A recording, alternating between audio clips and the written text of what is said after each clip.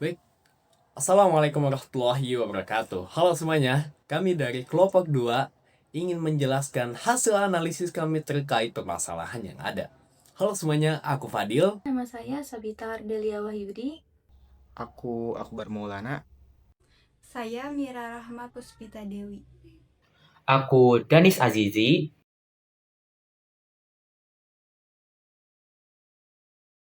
Pendefinisian masalah. Banyak orang kesulitan menentukan menu masakan ketika bahan yang tersedia terbatas. Resep yang tersebar membuat pencarian menjadi kurang efisien. Sementara keterbatasan waktu dan pengetahuan resep dapat mengurangi minat untuk memasak di rumah. Baik, masuk ke pembahasan yang selanjutnya yaitu ada akar permasalahan. Jadi di akar permasalahan ini tuh kami sudah menganalisis atau menelusuri apa saja sih faktor-faktor yang menjadi penyebab masalah tersebut bisa terjadi. Lalu di sini agar lebih jelas lagi kami sudah menggambarkan akar permasalahan tersebut dan faktor-faktornya dalam bentuk diagram fishbone. Nah, jadi diagram fishbone ini terdiri dari beberapa bagian. Yang pertama yaitu kepala ikan. Jadi si kepala ikan ini tuh untuk menggambarkan sumber masalah atau ya si akar permasalahan tersebut, sumber masalah utamanya digambarkan dalam kepala ikan. Nah, selanjutnya ada tulang-tulang kecil yang menggambarkan faktor-faktor penyebab terjadinya si masalah tersebut. Lalu langsung saja ke akar permasalahan atau sumber masalah utamanya ini yang di kepala ikan yaitu kendala dalam menentukan masakan dari bahan yang ada. Maksudnya bagaimana? Maksudnya itu bagaimana si user kesulitan dalam menentukan menu masakan dari resep bahan yang seadanya. Oke, untuk selanjutnya bagian-bagian faktor-faktor yang menjadi penyebab masalah akan dibahas oleh teman saya. Selanjutnya metode. Yang pertama, kesulitan mencari resep dengan cepat di internet, buku maupun video. Yang kedua, kesulitan mencari variasi menu dengan bahan yang sama.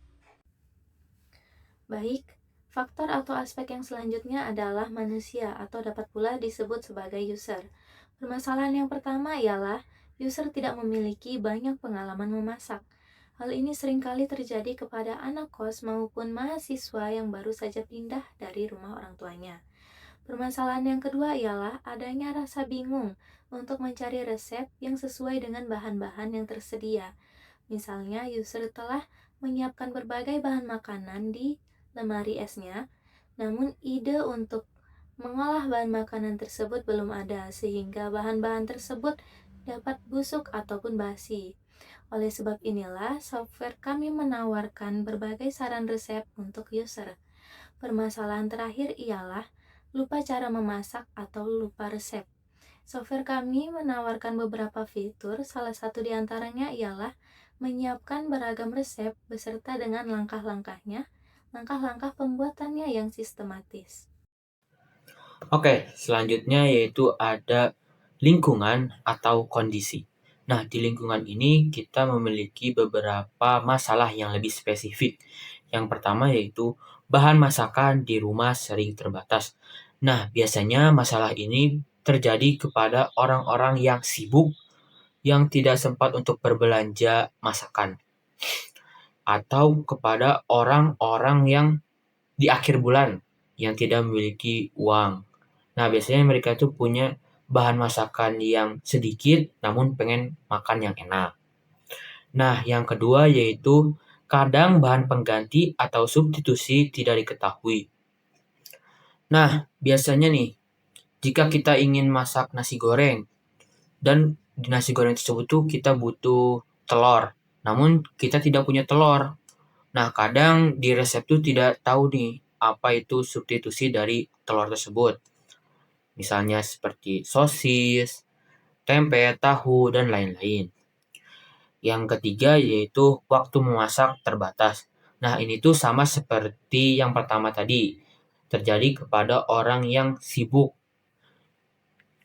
Misalnya mencari resepnya lama dan juga pengen masak masakan yang simpel atau yang mudah dibuat.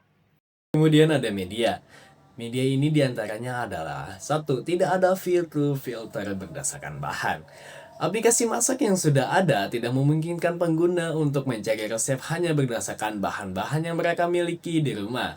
Ini menyulitkan bagi orang yang ingin memanfaatkan bahan sisa tanpa harus membeli bahan baru. Yang kedua adalah aplikasi masak yang ada terlalu kompleks. Banyak aplikasi memasak dilengkapi dengan fitur-fitur canggih seperti video berlangganan, kelas online, atau komunitas sosial yang justru membuatnya rumit dan membingungkan bagi pengguna yang hanya ingin mencari resep dengan cepat dan sederhana. Dan ketiga, belum ada aplikasi sederhana untuk merekomendasi resep. Saat ini masih kurang aplikasi yang fokus pada tujuan utama, yaitu memberikan rekomendasi resep yang mudah dan langsung ke inti. Kebanyakan aplikasi ini sudah over feature sehingga tidak cocok untuk kebutuhan dasar pengguna yang ingin kesederhanaan. Baik, selanjutnya adalah stakeholders atau pihak-pihak yang berperan dalam suatu proyek. Untuk internal stakeholders atau pihak yang berperan langsung dalam pengembangan suatu proyek adalah mahasiswa dan juga developer and team. Untuk external stakeholders atau pihak yang juga ikut berperan dalam pengembangan proyek, namun tidak secara langsung adalah pekerja dan juga dosen yang telah menugaskan proyek ini kepada kami. Terakhir adalah priority stakeholders atau pihak yang kami prioritaskan sebagai pengguna dari software yang kami kembangkan ini, yaitu mahasiswa ataupun anak kos, serta pekerja sibuk yang seringkali kesulitan untuk memasak.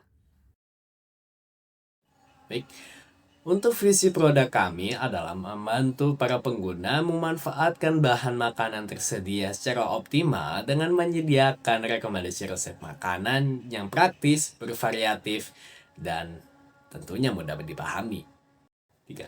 Adapun visi ini ingin mewujudkan sebuah paradigma baru bahwasanya yang dimana memasak itu bukan menjadi beban, tetapi sebuah kegiatan yang menyenangkan dan bebas dari stres. Aplikasi ini juga mewujudkan menjadi partner dapur digital Anda dan yang andal bagi semua orang, mulai dari yang baru belajar masak maupun yang sudah mahir.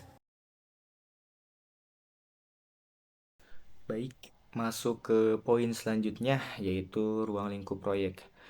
Nah, di ruang lingkup proyek ini tuh mencakup batasan dari proyek yang akan kami bangun. Jadi kami tuh membatasi fokus sistem agar lebih sederhana dan juga jelas. Di poin pertama ada input berupa daftar bahan dari user. Nah, jadi si pengguna itu cukup menuliskan bahan apa yang tersedia yang mereka miliki gitu. Tidak perlu ribet-ribet macam-macam sebagainya, tinggal input aja bahannya apa. Nah, selanjutnya database resep yang masih sederhana, sekitar 10-20 resep saja. Di tahap awal ini kami masih membangun database dalam bentuk sederhana, kecil-kecilan, sekitar 10-20 resep itu agar tahap awalnya masih bisa terarah dan mudah dikelola. Gitu. Yang ketiga yaitu algoritma pencocokan bahan dengan resep. Jadi kami menggunakan merancang algoritma yang berfungsi untuk mencocokkan bahan dari user atau pengguna dengan resep yang ada di database.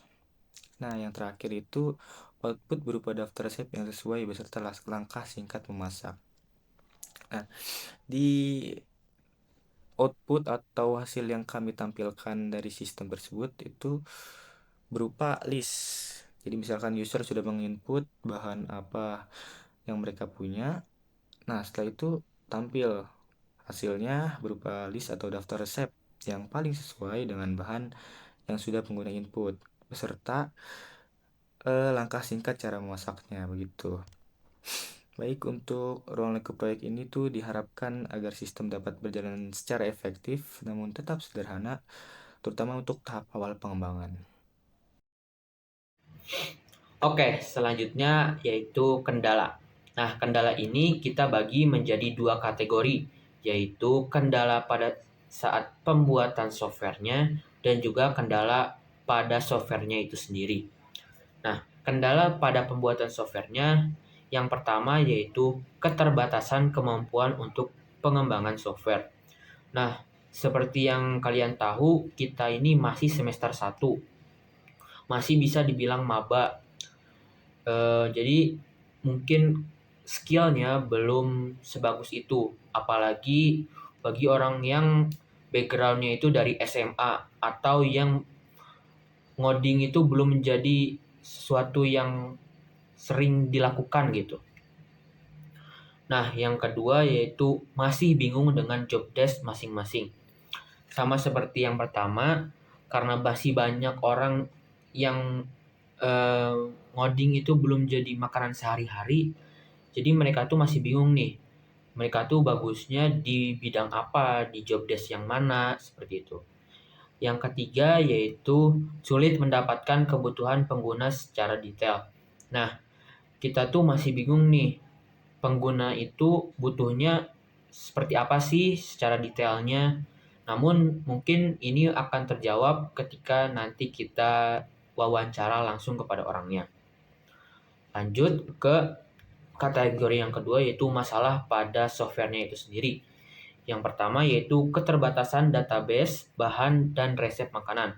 Nah, di sini tuh kita menggunakan database yang tidak besar, hanya menggunakan bahan-bahan dasar saja, sehingga database bahan dan resep makanan juga menjadi terbatas.